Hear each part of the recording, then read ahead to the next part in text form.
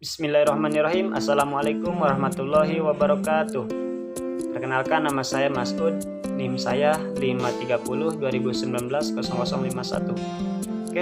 Baiklah, langsung saja di sini saya akan menjelaskan pengertian dari civil society dan sejarahnya. Langsung kita ke pembahasan. Civil society adalah sebuah konsep yang lahir dari dunia barat pada abad ke-20. Ia menjadi sebuah konsep yang terlahir belakangan setelah konsep pemerintahan yang fenomenal dan dianggap sebagai sebuah konsep yang terbaik saat ini, yaitu demokrasi. Nah, meskipun terlahir belakangan, bukan berarti bahwa civil society mudah diterima oleh berbagai kalangan. Asal-usulnya yang bermula dari barat memberikan pandangan yang tersendiri bagi umat muslim. Selanjutnya, jika dilihat secara historis, civil society merupakan konsep yang berasal dari pergolakan sosial politik dan sejarah yang mengalami proses transformasi dari pola kehidupan feudal yang menuju kehidupan industri. Namun, civil society merupakan wacana yang telah mengalami proses panjang, terutama muncul bersamaan dengan proses modernisasi, di mana berlangsung transformasi dari masyarakat feodal ke masyarakat modern. Selanjutnya tokoh-tokoh penggagas civil society di Indonesia. Yang pertama, civil society diartikan dengan masyarakat sipil. Menurut Dawam Raharjo, sebenarnya kurang mengena, bahkan sering menimbulkan salah pengertian. Misalnya, dilawankan dengan masyarakat militer. Karena menurut Dawam, dalam konteks sekarang, lawan civil society bukanlah military society, melainkan state atau negara. Sedangkan lawan dari militer adalah sivilan. Terus selanjutnya, istilah civil society diterjemahkan sebagai masyarakat kewargaan adalah hasil seminar nasional yang diselenggarakan oleh Asosiasi Ilmu Politik Indonesia atau AIPI pada tanggal 24 sampai 26 Januari 1995 di Kampung NIT. Forum ini yang melegitimasi penggunaan istilah masyarakat kewarganegaraan. Selanjutnya, civil society di Indonesia. Penerapan civil society di Indonesia secara sederhana dapat dikatakan bahwa apa yang disebut dengan civil society di Indonesia masih belum dapat ditemukan. Nah, hal ini disebabkan karena masyarakat Indonesia baru saja atau tengah menghadapi proses transformasi sosial.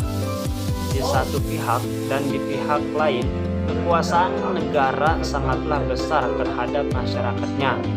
Nah, berbicara masyarakat sipil, society selalu akan berbicara tentang transformasi sosial yang akan membawa masyarakat pada suatu tahap.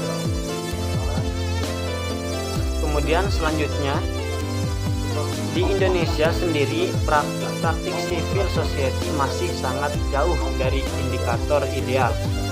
Dalam hal ekonomi misalnya, masih banyak terjadi ketimpangan kesejahteraan di beberapa wilayah bagian Indonesia.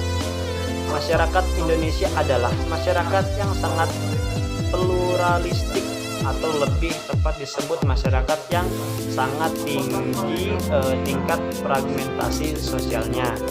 Inilah yang menjadi penghambat tumbuh dan berkembangnya civil society di Indonesia ini. Kemudian menurut Dawam di sini ada 3 strategi yang salah satunya dapat digunakan sebagai strategi dalam memberdayakan masyarakat madani di Indonesia. Yang pertama di sini, strategi yang lebih mementingkan integrasi nasional dan politik. Nah, strategi ini berpandangan bahwa sistem demokrasi tidak mungkin berlangsung dalam masyarakat yang belum memiliki kesadaran berdasarkan bernegara yang kuat. Nah, bagi pengikut paham ini, melaksanakan demokrasi liberal hanya akan menimbulkan konflik dan karena itu menjadi sumber instabilitas politik. Dan selanjutnya, strategi yang lebih mengutamakan reformasi sistem politik demokrasi. Nah, strategi ini berpandangan bahwa untuk membangun demokrasi tidak usah menunggu selesainya tahap pembangunan ekonomi. Sejak awal dan secara bersama-sama diperlukan proses demokrasi yang pada esensinya adalah memperkuat partisipasi politik.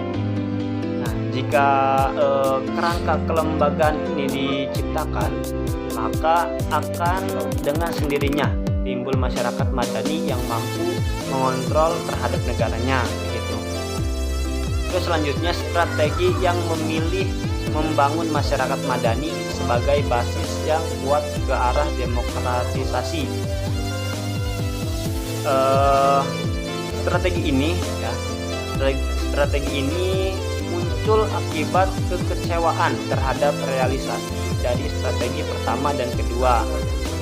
Dengan begitu, strategi ini lebih mengutamakan pendidikan dan penyadaran politik, terutama pada golongan menengah yang makin luas. Kemudian selanjutnya, ketiga tadi dari strategi-strategi yang sudah dipaparkan itu menurut Dawang.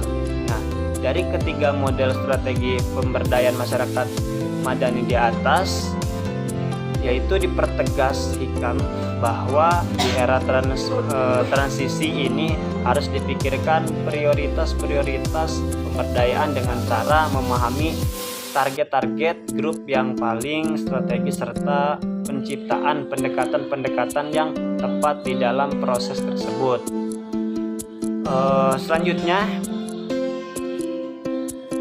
hubungan antara Islam dan civil society di Indonesia.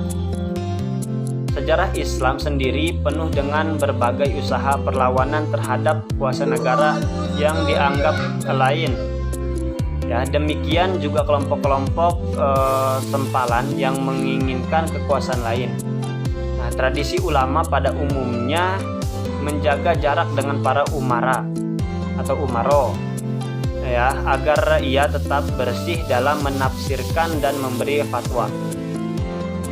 Ada banyak kisah tentang ulama-ulama yang menolak diangkat menjadi hakim agung atau hadiah-hadiah dari raja di kalangan umat Islam. Ulama yang bersih dari godaan dunia, itulah yang lebih berperan sebagai civil society yang terus-menerus berbincang, berdebat atau desak-desakan dengan kuasa negara.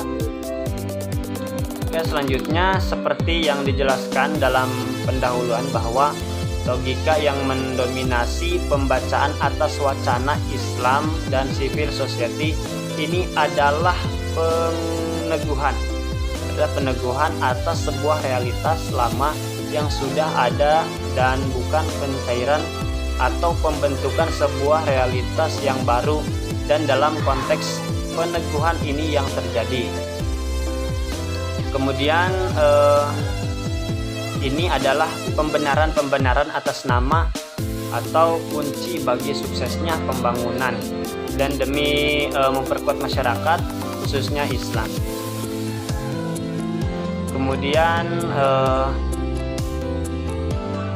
negara tanpa masyarakat yang kuat akan menjadi lemah dan pada akhirnya tumbuhnya masyarakat madani yang sosok atau gurunya adalah umat Islam sebagai mayoritas akan memberikan basis sosial dan basis budaya bagi tumbuhnya negara.